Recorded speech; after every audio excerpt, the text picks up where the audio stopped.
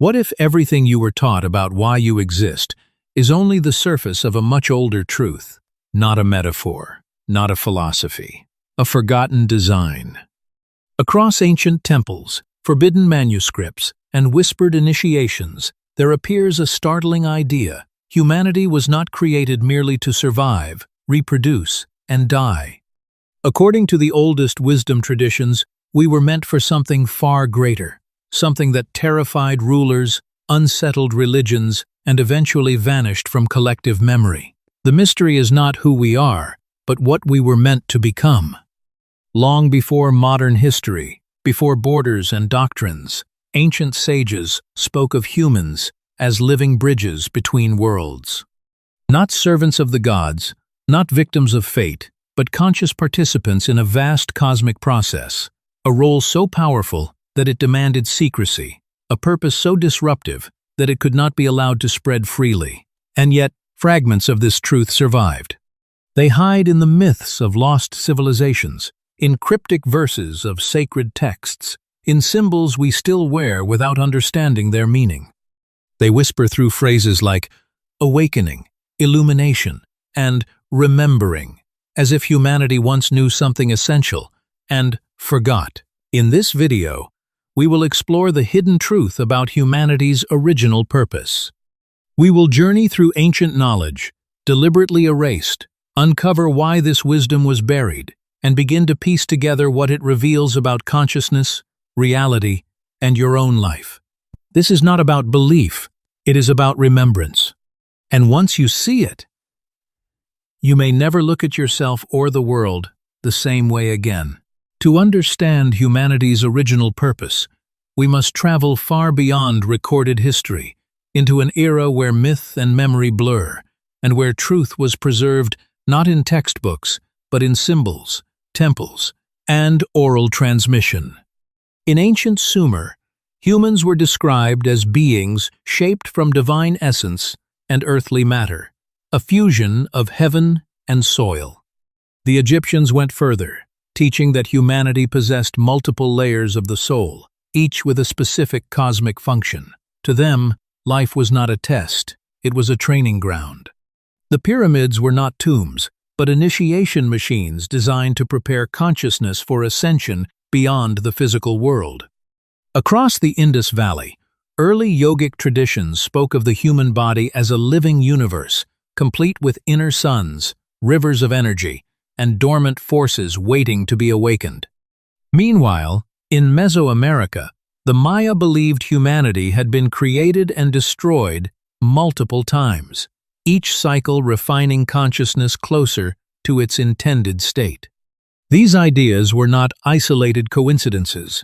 They echoed one another across continents that, according to conventional history, were never connected. Philosophically, the ancients viewed existence as a process of remembering. Plato famously wrote that learning was not acquiring new knowledge, but recollecting what the soul already knew.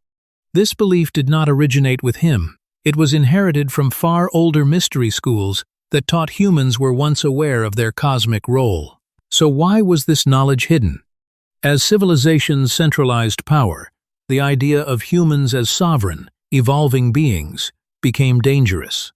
If people realized their consciousness was meant to awaken, not submit, control would collapse. Spiritual authority replaced inner knowing. Dogma replaced direct experience.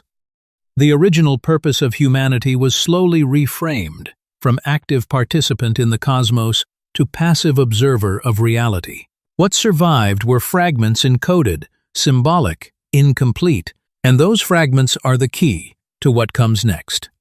At the heart of humanity's original purpose lies a radical idea: we were designed to evolve consciousness itself, not just individually, but collectively, and not metaphorically, but as an actual function of existence.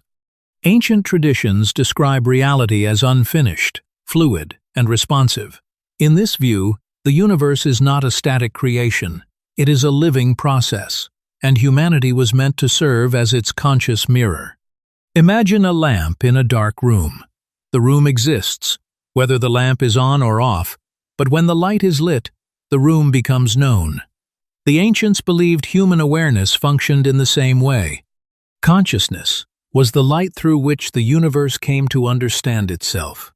This is why so many myths speak of humans being made in the image of the gods, not physically, but functionally. The gods represented forces of creation, perception, and intelligence. Humanity's role was to refine those forces within matter. But this ability was not automatic. It required cultivation. Initiation rites across cultures followed a similar pattern: separation, ordeal, revelation, and return. The initiate symbolically died to their old identity and awakened to a greater perception of reality. This was not theater. It was neurological, psychological, and spiritual transformation. The human nervous system, according to esoteric teachings, was the true instrument. Energy centers, breath control, silence, rhythm, and intention were used to rewire perception. When aligned, the individual could perceive layers of reality normally hidden from the senses. Here is where the purpose becomes clearer. Humanity was meant to anchor higher awareness into the physical world, to translate subtle intelligence into action, ethics, art, and culture. When consciousness expanded, reality itself reorganized, societies became more harmonious, creativity flourished, and wisdom guided leadership. But this process was fragile. Without discipline, expanded awareness collapsed into ego. Without guidance, power became corruption. And so, the knowledge was restricted, shared only with those deemed ready. Over time, the gatekeepers became rulers, the initiates became elites, and the original purpose, awakening humanity, was replaced with maintaining control. Yet the design remains, dormant, waiting, embedded within you. And understanding how it works is where the truth becomes even more unsettling. As the deeper layers of this knowledge were buried, myths arose to disguise what could no longer be spoken plainly. Stories of fallen angels, stolen fire, forbidden fruit, and lost golden ages were not moral tales. They were warnings encoded in narrative form. Take the myth of Prometheus. He steals fire from the gods and gives it to humanity, only to be punished eternally. Fire, in esoteric language, is not flame. It is awakened awareness. The message is clear. When humans gain higher consciousness without wisdom, suffering follows, not as punishment, but as consequence. This is where many misconceptions begin. Humanity's original purpose was never domination of nature or escape from the physical world, nor was it blind obedience to unseen authorities. It was balance, standing at the intersection of matter and spirit, integrating both without rejecting either. Some traditions speak of humanity as the third force, neither animal instinct nor divine abstraction, but a bridge capable of choice. Choice is the key. Unlike instinctual creatures or cosmic intelligences, humans could decide how awareness expresses itself. This is why free will appears again and again in sacred texts, often misunderstood as a moral burden. In truth, it was a responsibility. Consciousness required ethical direction, or it would collapse inward and consume itself. Here's the uncomfortable part. Not all ancient schools agreed on how this purpose should unfold. Some believed awakening should be gradual and communal. Others sought acceleration, forcing consciousness open through extreme practices, substances, or trauma.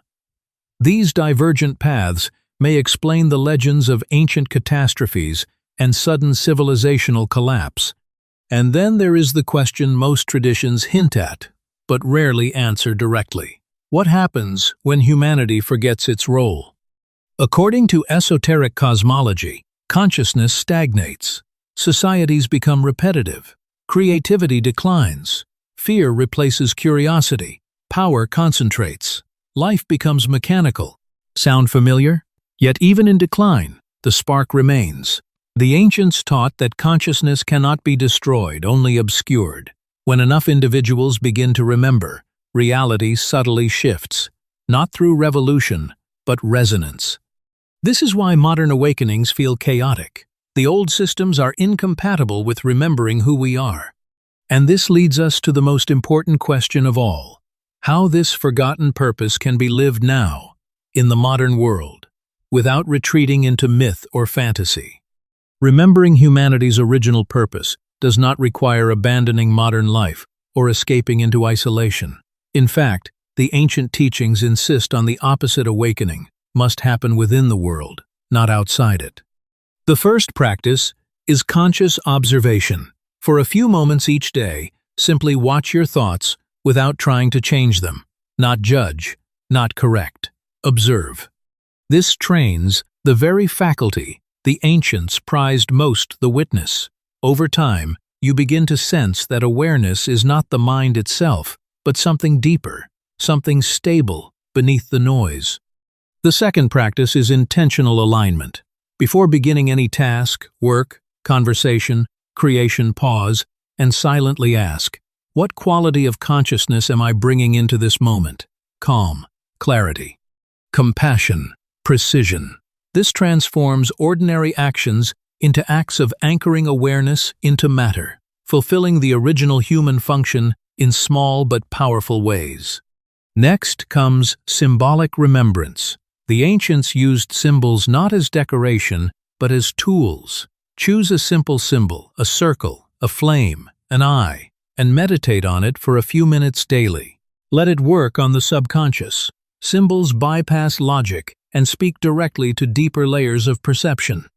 A common obstacle arises here: impatience. Modern culture demands instant results, but consciousness unfolds rhythmically, not mechanically. Forcing insight creates illusion. Consistency creates transformation. Finally, integration is essential. Any insight that does not express itself through action, ethics, creativity, or service will fade. The goal is not to feel awakened, but to live awake. When practiced gently and persistently, these techniques do something subtle yet profound. They restore coherence between thought, emotion, and action. And in doing so, they revive the ancient role humanity was meant to play, not as rulers of the world, but as conscious participants within it. Which brings us to the final revelation. Humanity's original purpose was never hidden to punish us. It was hidden to protect us, to guard a truth too powerful to be lived unconsciously. We were meant to remember, not all at once, but in stages. Through awareness, through choice, through lived experience, the ancients understood something we are only beginning to rediscover. Consciousness is not a byproduct of life, it is life's direction. And humanity sits at the center of that movement, not as an accident of evolution, but as a deliberate bridge between worlds. We explored how civilizations encoded this truth into myth, how it was fragmented by fear and control, and how its absence reshaped society into something mechanical and disconnected. Yet even now, beneath routine and distraction, the original design remains intact. Every moment of awareness, every conscious choice, every act aligned with clarity and compassion. These are not small things. They are echoes of an ancient function returning to form. The question is no longer whether humanity had a higher purpose. The question is whether you are willing to remember it and live accordingly. Because if enough individuals do, the world does not need to be saved. It naturally reorganizes. And perhaps that was the plan all along. If this resonated with you, explore deeper, reflect, share your insights below. And remember, some truths do not ask to be believed.